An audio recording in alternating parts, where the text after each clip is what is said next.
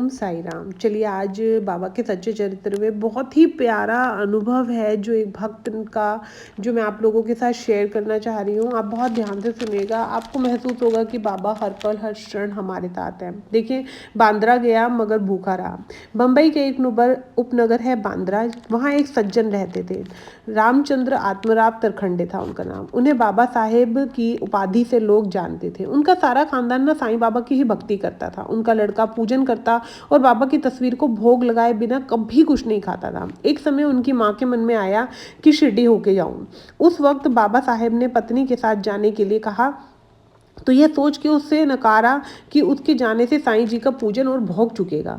मगर बाबा साहेब ने उसे यह कहकर आश्वस्त किया कि वे खुद पूजन और भोग चढ़ाएंगे, वह निश्चित होकर शिरडी जा सकता है। तब कहीं लड़का माना, मतलब उनके पिता ने बोला कि तू अपनी माँ के साथ चला जा, जो भी भोजन होगा वो मैं तेरे बाबा को चढ़ा दिया करूँगा, खिला दिया करूँगा रोजाना।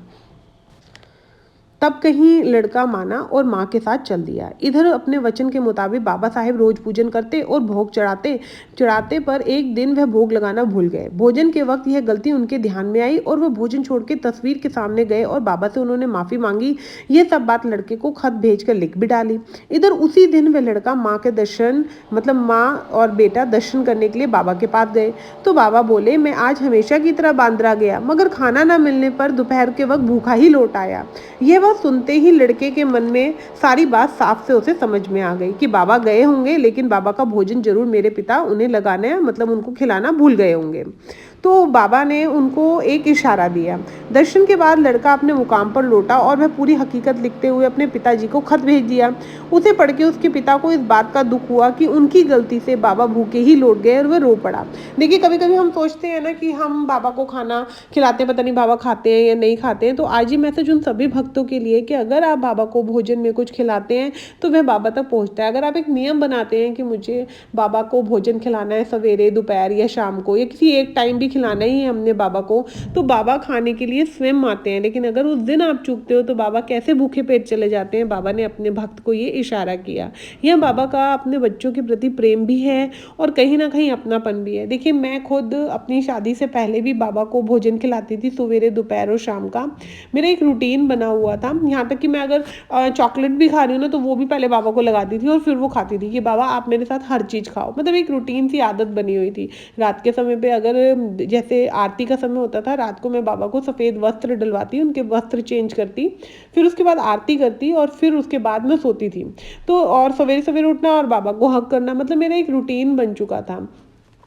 तो बाबा के साथ मैंने ये जो, अगर आप ये वीडियोस मेरे सुन रहे हो तो आपने देखा होगा, जब मैं बाबा की प्रथम बार मूर्ति लेकर आई थी अपने घर में, तो मुझे बाबा ने चरण, नमक दानी में चरण के निशान के रूप में है संकेत दिया था कि अगर तू लेकर आई है तो मैं भी तेरे साथ आया हूँ। तो वो मेरी लाइफ का फर्स्ट मिरेकल था। उसके बाद तो देखिए बहुत लंबी लिस्ट है, शायद मैं एक छोटी सी किताब भी लिख सकती हूँ, इतनी लिस्ट में है बाबा के मिरेकल, बाबा के अनुभव है मेरे साथ। लेकिन वो पहला अनुभव था जिसे आज भी मैं सोचती हूँ ना तो मतलब दिल से इतनी प्रसन्नता होती है कि जिस दिन बाबा को मैं लेकर आई, बाबा की मैंने मूर्ति स्थापित करी अपने घर में, उसी दिन शाम को जब मैं किचन में गई तो नमकदानी मैंने खुद खोली, जैसे कुछ सब्जी बनानी थी या कोई, तो उसमें पर्टिकुलर चरण के निशान है। अगर आप मेरी पीछे की किसी वीडियो में जाएंगे तो आपको वो चरण के निशान दिखेंगे, प्रॉपर चरण के निशान बने हुए हैं। और मुझे इतनी खुशी हुई, मुझे लगा कि अगर मैं बाबा को लेकर आई तो मेरे बाबा भी मेरे साथ खुशी खुशी आ गए। तो ऐसे ही बाबा के बहुत सारे भक्त हैं जिनका अनुभव आप ये सच्चे चरित्र में सुनेंगे और देखेंगे कि कैसे बाबा अपने भक्तों के लिए आते हैं। जब भक्त पुकारते हैं तो बाबा अवश्य आते हैं। देखिए, मेरी जब मैरिज हुई थी तो मैं अपने बैग में जो सामान लेकर आई थी, कपड़े, उसमें छोटे से बाबा भी लेकर आई थी। और मेरी बहुत इच्छा थी कि बाबा जब भी मेरी शादी हो ना, मैं चाहती हूँ कि मैं आपके लिए कमरा बना सकूँ। और मुझे नहीं पता था कि ये चीज़ मेरे साथ सच में होगी पूरी। मेरे को एक डाउट था कि काश ऐसा हो। लेकिन आज हमारे घर में बाबा का पूरा रूम बना हुआ है, बाबा का अपना बेड है, सब कुछ है। मतलब बहुत खुश